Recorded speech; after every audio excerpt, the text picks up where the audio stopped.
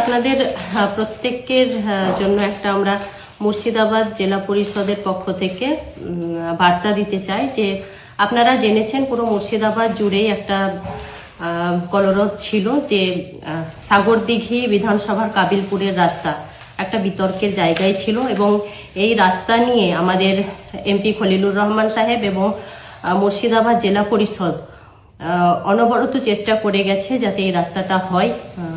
তো তার জন্যই আজকে কিছু বিষয় আপনাদের জানাবো যে আমরা মুর্শিদাবাদ জেলা পরিষদের পক্ষ থেকে এনওসি দিয়ে দিয়েছি।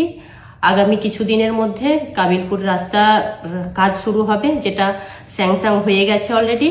এবং আমরা চাই কাবিলপুরবাসীকে একটাই বার্তা দিতে যে আমাদের যতটা করণীয় আপনাদের হয়তো না জানিয়ে আমরা আপ্রাণ চেষ্টা করে গেছি বিভিন্ন ডিপার্টমেন্টে যাওয়া, এবং আমরা পার্টিগত দিক বলুন বা প্রশাসনিক দিক বলুন সবাই মিলে চেষ্টা করে আজকে কাবিলপুরের রাস্তা স্যাংশন হয়ে গেছে। কাজ কদিনের মধ্যে শুরু হবে। আপনাদের জন্য একটা খুশির খবর।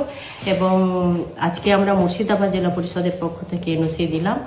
তো আমরা চাইবো যে সুস্থভাবে আপনারা কাজটা হতে দিন, কাজটা যাতে হয় এটা আমাদের চাওয়া থাকবে আপনাদের কাছে। এবং আগামী দিনে কাবিলপুরের এই রাস্তার জন্য আবারও যদি কিছু করার থাকে সেটা আমরা জেলা প্রশাসন বলুন বা পার্টির তরফ থেকে বলুন সবাই মিলে আবার একত্রিত হয়ে সিদ্ধান্ত আমরা নেব। আর আমরা চাই যে আপনাদের পাশে আমরা থাকতে পারি, এটাই সবসময় আমাদের চাওয়া থাকবে। ধন্যবাদ।